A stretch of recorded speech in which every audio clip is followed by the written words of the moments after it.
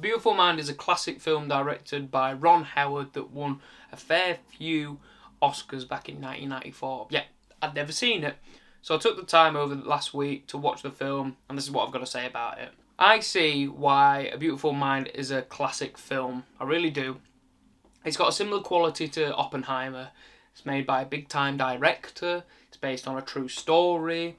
It's based on a story of moral consequence and focuses on an issue that kind of was neglected by the mainstream media and the mainstream consciousness at the time, and has wide-ranging consequences for people once they start considering this issue. A Beautiful Mind, if you've not seen it, follows the story of John Nash, a Princeton University mathematics student who is obsessed with trying to contribute something great to the world, but he's not quite sure what that thing is yet. And neither is his teachers, because he never turns up to class.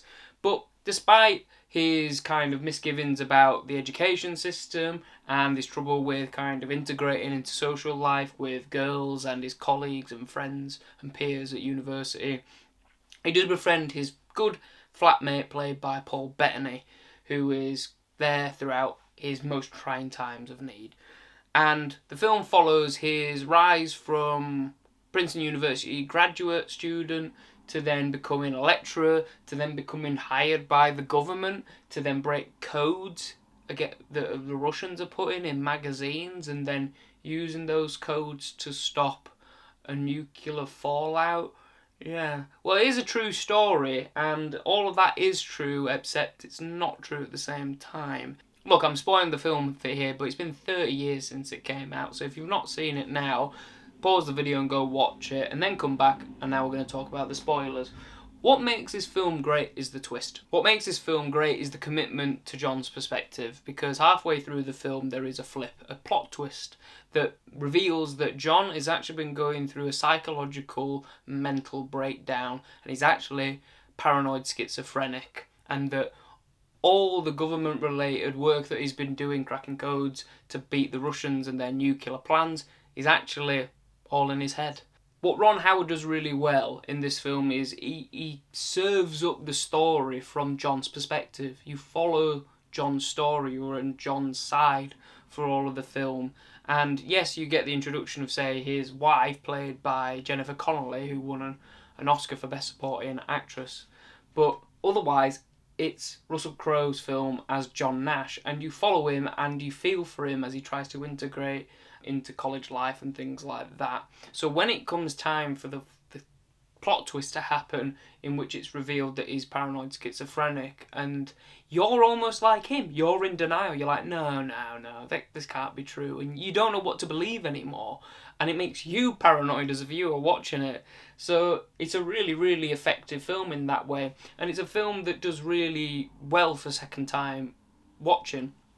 You can go back and watch the film, and there's all these little clues that tell you that actually these people are all in his head. There's a bit later on in the film where John kind of realises and accepts that these are a fantasy, and it's one of these clues in the film that you don't get, because bearing in mind, A Beautiful Mind takes place over decades. You see Russell Crowe and Jennifer Connolly kind of age, and it's not great, the makeup work, but it was 1994, so it's serviceable, a field, and there's lots of clues when you watch it a second time round, and you can tell that actually this is in John's head. For example, his flatmate, played by Paul Bettany, he says something to John after he's just turned down by a girl and slapped in the face, and you don't see him in the room prior to then John seeing him and speaking to him. And then when he leaves the room and the door just opens for him. He never opens it himself.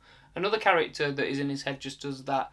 You see John leave this building, the door shuts behind him, and then immediately it pans back and there's a person there, and the door's not moving. And the door would move because he would have opened it, it would have been closing on him. There's little details like that. Also, like, for example, John will say, "Who's Big Brother?" in regards to a character that is hiding for this government job, and then he's completely ignored by everyone else with that question.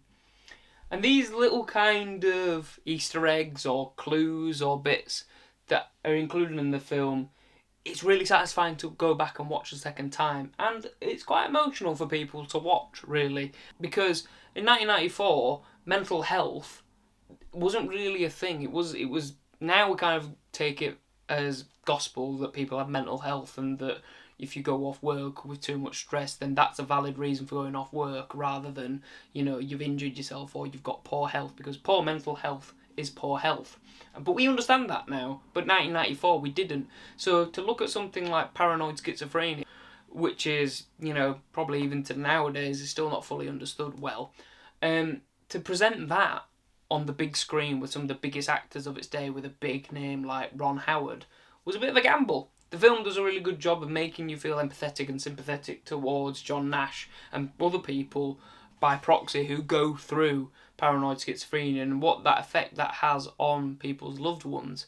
There's a fantastic bit where Jennifer Connolly, the wife now of John Nash in the film, asks him to bathe the baby, and there's all this pathetic fallacy with the wind blowing and a storm coming in, and she goes out to check where John is because the gate's been opened, and then realises he's been in a shack and he's having another mental psychotic breakdown, and there's all these codes and clues on the walls, and then she panics and runs back to the house to get the baby, and the baby is in a bathtub and he's left the water on, and the water's slowly rising and it's up to here to the baby's mouth, and the baby's about to blooming drown, and he's there saying, oh, it's the Russians and I can't tell you this and that, and it's scary, it panics you, but that scene does a really good job of kind of demonstrating that how emotionally invested you get into this story. And by the end of the film, you get this nice sense that it's come together and you get nice closure and everything. And it does tug on your heartstrings, in that, you see this transformation of a character that the story goes from in the first, second and the third arc, where the first part of the story is, this story of John Nash pre or going through this psychotic breakdown, and you thinking that this is reality. Then you've got the confusion, which is the middle part, and then you've got the third part, which is where things kind of settle back down and you get this new status quo, and you get the closure that John Nash won a Nobel Prize for his contributions to game theory, which is what you see in the first third of the film, and it ties it up very nicely. So I understand why this film's loved by lots of people, and I think it was a really, really good film, a great film even. It's not one of my favourites, but can I see why it won the Oscars? Sure, of course I can. I will say this though, I didn't realise Jennifer Connelly won Best Supporting Actress, and I was laughing a bit at the start of the film, because when she's first introduced, she's like a female student within his class that's mainly dominated by male students. And obviously Jennifer Connelly is stunning and very beautiful and everything.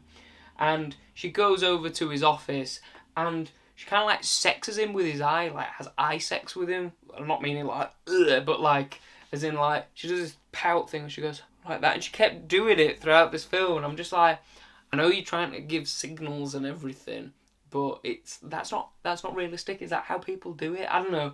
Like, it was just overcooked for me. It was a bit ham for me. Now, was it the most visually appealing film ever? No, it's the 90s and it's got this kind of low contrast look that, kind of typified the time.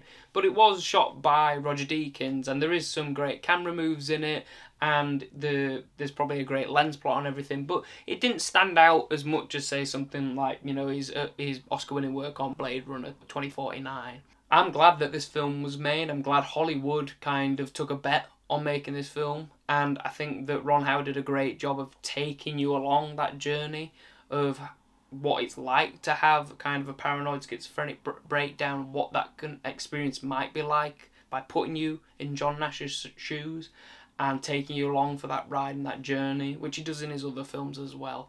And I think that twist is so effectively done that, as a film, forget the true aspect, that alone makes it worth the viewing, because it's very, very, very well done. And the second time viewing that you can get from it, of piecing all the little clues together, yeah, that's great. And that you don't see that a lot in films nowadays. So I'm glad it won all the awards, and I'm glad that it did so well, and I can see why it's a classic. So if you haven't seen A Beautiful Mind, go watch it.